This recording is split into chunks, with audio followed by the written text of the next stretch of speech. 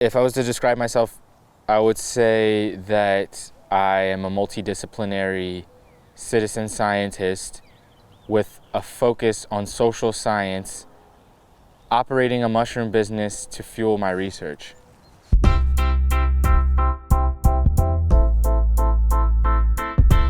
We are in Lemoyne, Pennsylvania at one of Mycosymbiotics Micro Farm's decentralized locations. So right now we're operating as a decentralized business and we have locations in multiple areas around here. We're looking at our incubation tent where we incubate our different varieties of mushrooms. In here we mostly have oyster mushrooms and lion's mane mushrooms for our production. But once they've incubated in there, we'll put them into the light, we'll add humidity, and then we'll cut a hole in them. And they'll just explode out of there into the world, trying to get their spores into fresh oxygen.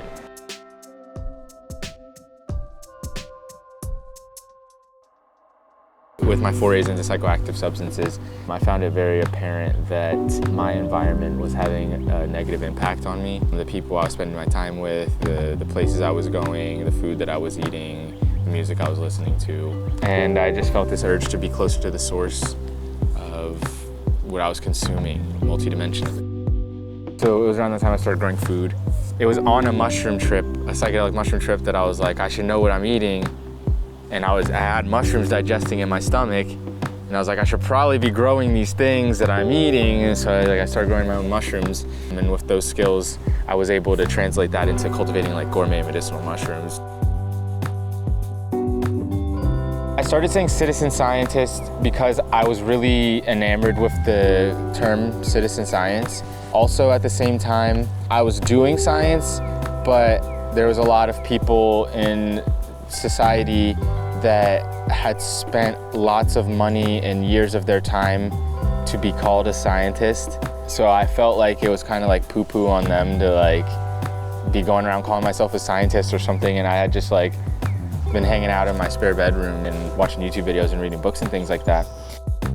The social science aspect of it is more of studying social systems, social settings, social interactions, and designing healthier ones, utilizing biomimicry and permaculture design to design healthier social settings.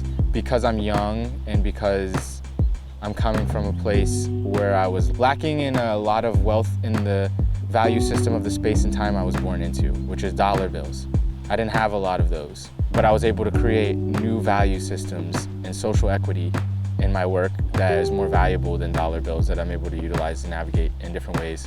It pushed me to take my permaculture design into the community, and because I didn't have land or anything like that to do permaculture, I had to interact with the people around me. Up until recently, up until mushrooms are cool now and like all over the media and stuff like that, a lot of the mushroom communities were old and white and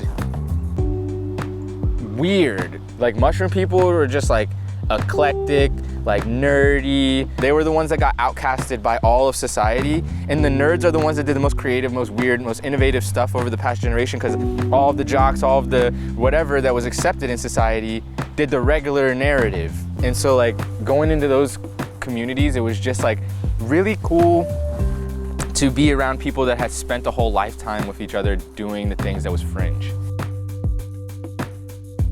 Because now bringing mushrooms into the mainstream, the people that are the most knowledgeable about mushrooms are some of the weirdest motherfuckers you'll ever meet. And now they're on the headlines, which is good for society.